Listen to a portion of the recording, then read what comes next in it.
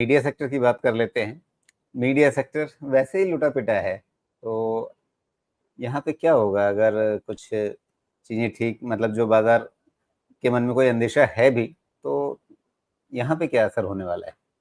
अभी तक जो मीडिया में मेरा व्यू था और जो आपके निवेश मंथन के रिपोर्ट में भी सर्वे में भी जो दिया था, अभी तक तो मुझे कोई किसी तरह से कोई दिक्कत नहीं लगती। लेकिन मीडिया में एक चीज़ रीड कर रहा हूँ और वो रीड कर रहा हूँ अगले 5 साल के हिसाब से। इस चीज़ को ध्यान रखिएगा, मीडिया सेक्टर में आपको साल भर में, 6 महीने में कुछ नहीं होगा, कुछ भी नहीं होगा। यहाँ से हो सकता है और नुकसान होगा। यहाँ पे जो पैटर्न बन रहा है ना राजीव, ये मेरे ख्याल से डबल बॉटम या राउंडिंग बॉटम का विथ स्ट्रक्चरल डबल बॉटम ये पैटर्न बनने की कोशिश करेगा। मीडिया सेक्टर में रिजल्ट कोई खास रहता नहीं है, उसके बावजूद भी ये स्टॉक्स चल गए थे और वो सारा करेक्शन ये कंप्लीट कर रहे हैं। मेरा अंदाजा ऐसा है, ये जो 1770 के आसपास का इंडेक्स है, ये 1650-30 के आसपास का जो लो है, इस रेंज में कहीं पे फिर से बॉटम फॉर्मेशन होगा और उसके बाद एक नया लेग ओपन होगा मीडिया सेक्टर का अगले 5 इयर्स के स्टैंड पॉइंट से। आपको शॉर्ट टर्म में इसमें कोई रिजल्ट नहीं मिलेगा, फ्रस्ट्रेशन के अलावा कुछ भी नहीं मिलेगा। ये एडजस्टमेंट शायद आपको 2 क्वार्टर के बाद समझ में आएगी। तो मीडिया सेक्टर पहली चीज़ कि खेलने का मतलब ट्रेड का तो सेक्टर है नहीं। बहुत ही सेलेक्ट शायद आप जाके इन्वेस्ट कर सकते हैं और उसमें भी आपको ध्यान देना होगा कि कौन-सी कंपनी डिजिटल मीडिया में ज़्यादा है, जिससे उनको फ़ायदा हो सकता है बिकॉज़ प्रिंट मीडिया और जो विज़ुअल मीडिया है, जो टीवी सब चीज़ें हैं, उसमें तो कुछ ख़ास होने जाने को नहीं है।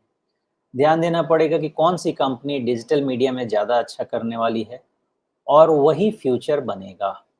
तो मीडिया सेक्टर का शायद बॉटम फॉर्मेशन प्रोसेस शुरू होने वाला है 1 और 2 क्वार्टर में, अगले 5 ईयर स्टैंड पॉइंट से। अभी पोज़ीशनिंग करना ठीक नहीं है, लेकिन 10-20% कूल ऑफ के बाद पोज़ीशनिंग वहाँ पे 5 ईयर स्टैंड पॉइंट से करनी चाहिए, ऐसा लगता है। देखना पड़ेगा आपको कि कहाँ आप जा रहे हैं। मैंने आपको क्लियर कट बोला कि डिजिटल मीडिया के अलावा और कहीं पे भी ज़माना नहीं जाएगा। Print media, TV media, visual media ये सब में कुछ नहीं होगा।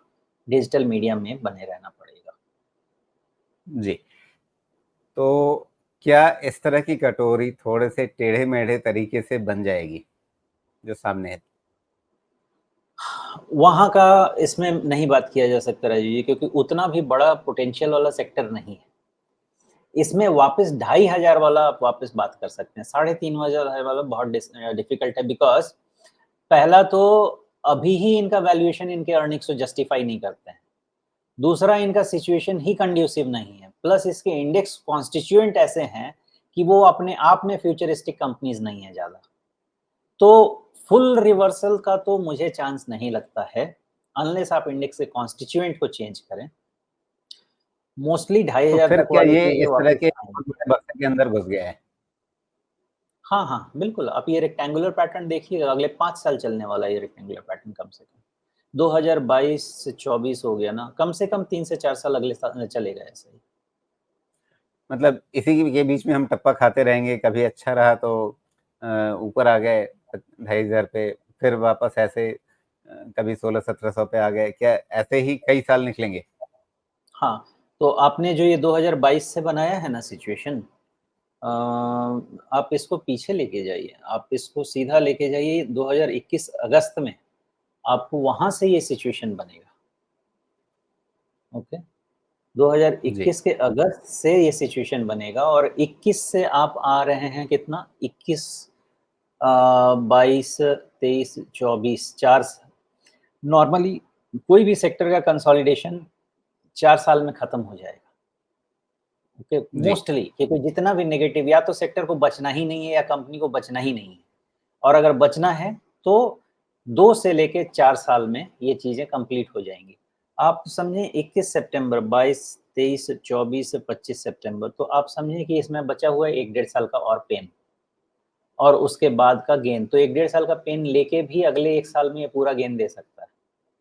इसलिए कोई भी जी। व्यू इसमें ले तो एक तो 10-20% के नीचे ले और वहाँ से फिर 3 से 5 साल के व्यू के हिसाब से ले। तो फिर टाइम फैक्टर में भी ये आ जाएगा।